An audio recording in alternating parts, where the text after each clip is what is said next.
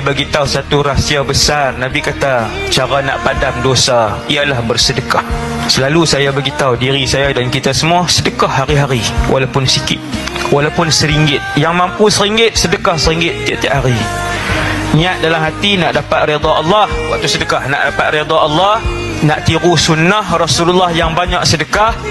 Nombor 3, niat untuk Nabi bagi tahu pasal sedekah tu, memadamkan dosa. Ya Allah, ni nak padam dosa lama. Ya Allah, yang ni nak hilangkan murka Allah ke atas diri aku. Ya Allah, ni untuk kesembuhan sakit siapa-siapa. Sedekah buat tiap-tiap hari walaupun sikit.